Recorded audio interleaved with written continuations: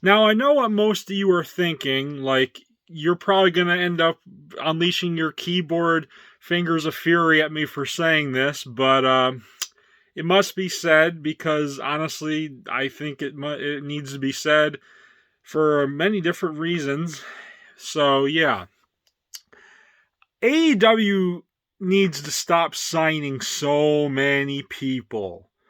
Okay, because rumors going around today, all these dirt sheet websites are saying that Tony Khan has more announcements about new signings and everything. Listen, I get it. It's exciting that you want to see some of your favorite people in the business, but at the same time, like you can't feature everybody that you bring into the show. Like eventually you're going to run out of money. Like you can't keep paying everybody, and like eventually you're going to have to let some people go because they're not going to get TV time. Like let's say they only have 3 hours of TV, of primetime TV every week in Rampage and Dynamite. And even then, some of these people aren't even being used. Like there's a lot of people that they signed that aren't even getting TV time. Like most of them are on YouTube Dark and Dark Elevation. Like AEW, you need to chill out with the signings, okay? Like, listen, you brought in CM Punk, and what have you done with them besides the whole MJF feud? Don't get me wrong, that's a really great feud. I've been wanting to see that for a while, but other than that, you're really not doing much with them. Same thing with Bryan Danielson. Like, what else? Like you said, you're like, oh, we're gonna have all these dream matches. Like, okay, like, come on, let's get on with it already. Like, stop fucking around with this shit. And then you bring in someone like Adam Cole and Baby and the Undisputed Era members or the Red Dragon. Like what are you guys doing with those people? You have done absolutely nothing with those guys. Like they need to break away from the Young Bucks, or as I call them, the Young Fucks, because fuck those guys. I hate the Young Bucks with a burning passion. But yeah, what are you guys doing with Adam Cole? Like this guy carried SmackDown for a while, not SmackDown, but NXT for a while. They were a big factor in this whole Wednesday night wars that you guys were bragging so much about on the internet. But at the end of the day, like Adam Cole's not doing anything. Like this guy should be having so much more rivalries and interesting storylines. And that's the thing. If you guys if you sign all these people, you're going to want to feature all of them, and that means nobody can get over because you don't have any story arcs with these people. Like you can't, there's no reason to care because you have all these people. It's like a revolving door. Like they just keep coming through, and you're featuring new people. Like I get that you're trying to feature people, but you need to pick your like 10, 5 to 10. You need to pick about 10 people from your women and your guys and throw everything at them, and then just keep doing that because not everyone should be a main eventer, and not everyone is going to be a champion. It's just how it is. Like, yeah, it has to be that way. But anyway, I see reports that they want to bring in someone like Keith Lee.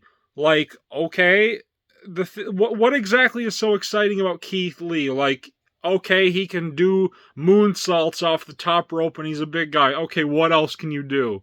His promos are boring and he has this weird monotone voice. But other than that, seriously, what is so special about him? Plus, even if they did sign him, they'd probably have him on the show like once or twice and then put him on AEW Dark matches.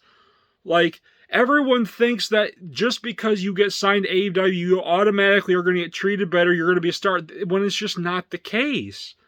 Like, and that's the problem. If you have too many people, these people are going to get lost in the shuffle. And the thing is, AEW fanboys just refuse to admit that because they think that AEW is the land of milk and honey and that Tony Khan is some wrestling savant. But of course, they won't admit that because they're loyal to the Tony Khan and they live in the land of Khan, I stand. But yeah, like, seriously.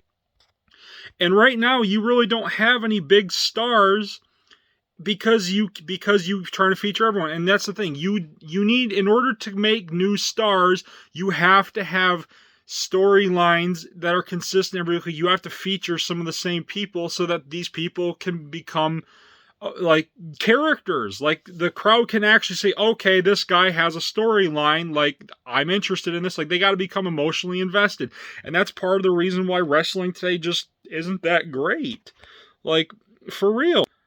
And another thing is, like, yeah, how can you expect anyone to get over? Plus, like they keep bringing in all these random people. Like, okay, I should care about this person. Why? Like a few weeks ago, CM Punk was fighting someone named Lee Moriarty. Like, okay, who is this? Why should I care? Like, they have all these people. They just bring them in. And just like they don't matter. Like, honestly, like they need to do a better job at telling the story. They seriously do need to get a better job at telling the story. And AEW needs to cut down on some of the people. I think they recently let go of they let go of Big Swole, and I think they're planning to let go of Brian Cage. Honestly, that doesn't make any difference to me because Brian Cage sucks. But yeah, he's a big guy. Okay, what else can you can wrestle? Okay, what else can you do? Plus, it's kind of hard to take him seriously considering he got his ass beat by Tessa Blanchard in Impact. Like, I'm like, this guy was being built as a monster. He gets beat by a girl, and I'm supposed to take him seriously as a monster? No, absolutely not.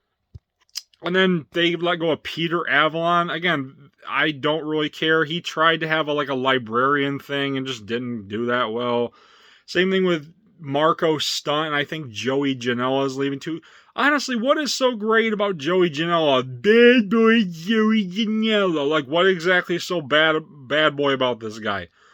Like, they need... I know that Tony Khan said that he was going to give people a job through the pandemic, which I think is great, because he didn't make all these cuts like WWE did. But you need... but you need to cut some of the fat here, because it's pretty clear that you don't know what to do with a lot of these people you keep signing, and it seems to me like you're just it seems to me like you're going after WWE's table scraps. Like, that's just how it is. Like, and don't get me wrong, I am not defending WWE in any way, because some of these releases are very stupid. Like, they got rid of Karrion Kross for no reason. They got rid of Keith Lee. Again, I don't really see the appeal, but whatever. They also got rid of Samoa Joe twice. That was really stupid. And it just doesn't make any sense. But, yeah, I'm sorry, but going to AEW is not a fix. Like, what are they going to do if Keith Lee did end up going to AEW? What was he going to do? Lose to Orange Cassidy? Like they're doing with Adam Cole? Like, seriously.